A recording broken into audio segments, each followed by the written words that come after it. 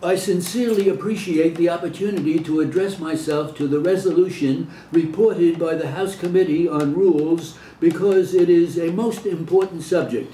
It is a fact that almost every facet of our daily lives is directly affected by research and development.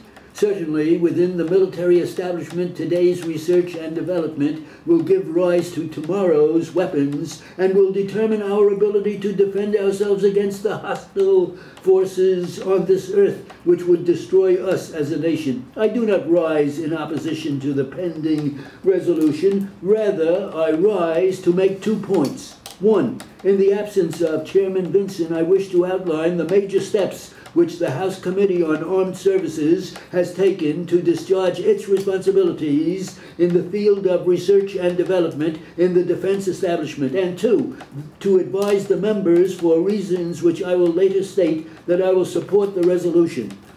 At the invitation of the chairman of the House Committee on Rules, Chairman Vinson appeared before his committee on Tuesday, August 13th, to discuss the resolution now before the House and to outline its relationship to the current activities and responsibilities of the House Committee on Armed Services in the field of development. It is pertinent that I now review for the members of the House the principal points which he made in his appearance before the Rules Committee.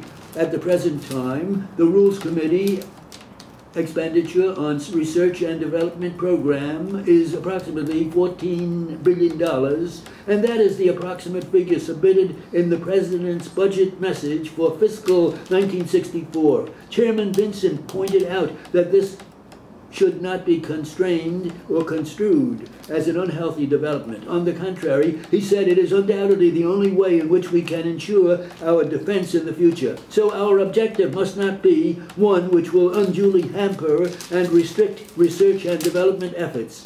Rather, it is our responsibility to ensure, as Chairman Vinson stated, first, that the funds are directed to meaningful purposes. Second, that the programs within and among the federal agencies be properly coordinated to await unwarranted waste and duplication. And third, that basis research be terminated when it proves to be unproductive, or if productive, gives way to the more meaningful application of applied research.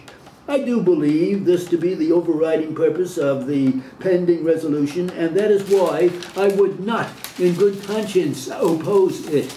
So far as the House Committee on Armed Services is concerned, it has grown increasingly apparent, admittedly, that the committee would have to take action with reference to military endeavors in the field of research and development. Members will recall that since the 86th Congress, the Armed Services Committee of the House and Senate have been required by statute to report an authorization bill for the appropriation of funds for the procurement of all missiles and aircraft. In the committee's consideration of that legislation, it became obvious, of course, that a large amount of money was involved for research and evaluation. We found that the research and development effort in support of missiles and aircraft amounted to more than that, $3 billion annually. We did not note that particular discovery this year. We made it surely in 1962.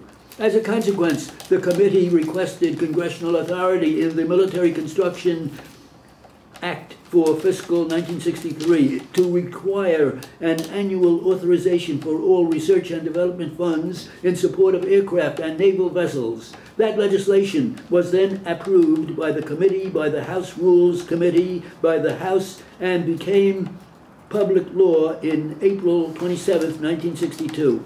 Under the provisions of that law, no funds could be appropriated after December 31st, 1962 for research and development in support of naval vessels unless the appropriation of such funds had been authorized by legislation enacted after that date.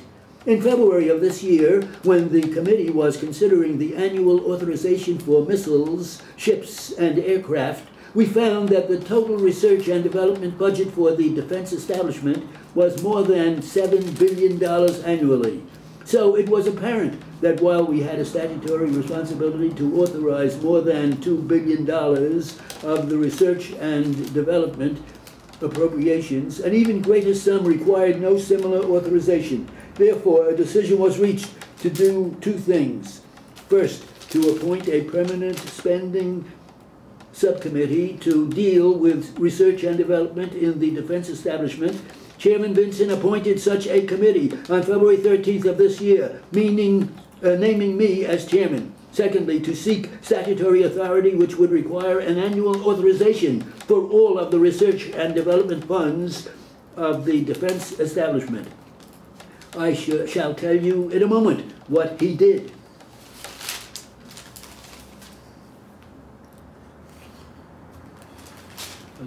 That was pretty tough. It was on the dot 160. That's the proficiency in 19. They used to give it at 160 literally. My software says it was 170. Huh? My computer says it was 170. Well, this says 160. Okay. Well, that was good. Good vocabulary. It's easy words, but multisyllabic.